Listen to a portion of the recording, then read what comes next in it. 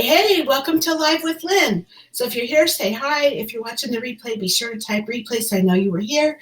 I'm Lynn Huber, and I appreciate you being here with me today. So today I'm going to talk about 5 ways to add more balance to your life. You know, we all need balance in order to achieve a happy and healthy life, right? And everything in this world comes down to finding the proper balance.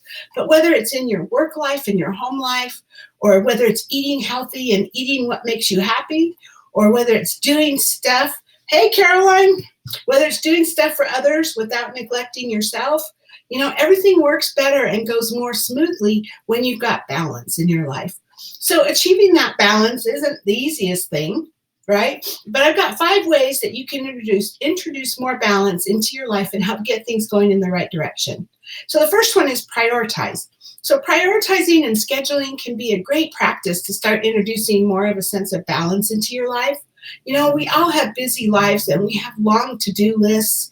And the only way we're ever going to get things done and find balance in our lives is by prioritizing what needs to be done when and scheduling our days. You know, the tricky part of this is deciding what's important. What is the most important, right? So in some cases, your work may take priority, but in other cases, your family and friends may take priority over your work or your to-do list. And that priority probably for most of us is different every day. Day to day to day, it's going to be different. So maybe you're doing a big push with your business or in your job right now, and so that has to take priority. But then you know that your family and friends are important too, and you've been working hard all week. And so maybe today you decide you're going to make your family a priority. Right? So once you decide what's important and what should be prioritized in your schedule when, that's when you can find that balance. So there's no right or wrong answer. It's all according to what you want out of your life and what you're trying to achieve and what's important right now. So number 2, set goals. Setting both long-term and short-term goals can prove to be incredibly helpful in achieving a balance, right? It helps you keep your sights on what you want, and it helps you know what's important so that you cannot venture too far away from your path to make sure that ultimately you end up where you intended to go. So the short-term goals help keep you keep track of your progress, and then as you work to achieve your long-term goals, and then they help you stay on track all the way. Sorry, I'm a little foggy today. I'm like struggling with this stupid cold. Anyway, so number 3, be specific in your schedule and review it. So in order to achieve more balance, you're like, let's just say if your goals were to say spend more time watching cooking shows, then you're probably more likely to compete it by saying, watch the Barefoot Contessa and Iron Chef every Tuesday and Thursday evening at 5 o'clock, and then putting that into your calendar, than if you just say, watch cooking shows at least twice a week. You know, don't set yourself up for failure. You got to be a little more specific, right? So your calendar, speaking of that, is your best friend. I mean, if it's not on my calendar, I can pretty much guarantee it won't be done. I live by my calendar. But when you use your calendar and you block out time for the tasks you want to complete, you'll get so much more done. In fact, if you look at your calendar, you're going to find you have little blocks of time that you probably didn't even think about. You know, if you're stressed for time and there's things you want to get done, like when you're waiting for your child to come out of school, there's some things you could get done during that 5 minutes. Or if you're at your son's ball game and you're waiting for the game to get started, there's things you can do during that 10, 15 minutes that you're waiting for the game to start. So you can just it doesn't even have to be big chunks of time. It could be 5 or 10 minute chunks of time in your calendar that can help you get more done. So anyway, and then when you do that, when you put it all on your calendar and you know what's going on in your life and you know what's happening, you're going to have less stress because you already know what things you need to accomplish that day and what has to happen when. And once you've completed your schedule and you're sure that you're specific in the goals that you want to achieve and the steps that you need to take to get there, then review your plan. Because this is incredibly important because it allows you to reflect on your goals and priorities and to ensure that everything is as you need it. Number 4, find an accountability buddy. An accountability buddy is your accountability partner, right? So that's the person that holds you accountable for the goals you've made, the priorities you've set, and the things that you said you want to do and accomplish. It's easier to find balance and stick to your goals and schedule when you have someone else to be accountable to. and that who's also accountable to you.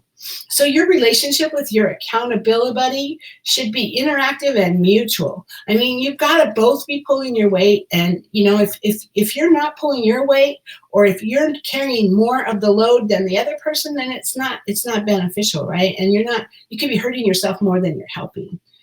Number 5, always keep the process in mind. So this is so important because life isn't just about what you achieve and what you ultimately end up with or what you ultimately get. It's about the journey or the process. And hi, Sammy, good to see you. So in order to achieve a proper balance, you need to always keep in mind that it's more the process than it is the potential achievement. So for example, you can make your goal to win a Nobel Prize in literature, or you can make it to be that you want to be paid to write for your career, right? Becoming a writer and getting paid for it is a more achievable goal that focuses on the process and the journey more than just the achievement of the Nobel Prize at the end. Of course, you want to go after the Nobel Prize, but maybe what you should focus on is becoming a writer and getting paid for it, and then ultimately maybe the Nobel Prize would be like something you're striving towards, right? But it's all about that process of getting there. And everybody needs balance in order to live a happy and healthy life, but also know that there's no such thing as perfect balance. Don't beat yourself up over this, because your life is never going to be in total balance. I don't care who you are or how good you are at maintaining balance. It's never going to be in total balance. There's going to be times when your business or your job are more important and your time and effort are going to lean more towards that. And then there's going to be times when you've decided that your children are more important. Maybe they're really young, and maybe you've made the decision that it's important that you spend all of the time you can with them now while they're little, and everything else is not as much of a priority. And all of that is totally okay. Sorry. But all of that is totally okay. It's about what's right for you, right? So the balance in your life is going to ebb and flow like anything else in your life. It's just the way it is in our world. And finding the proper balance in your life can be difficult, but it's not impossible, and so it's well worth the effort.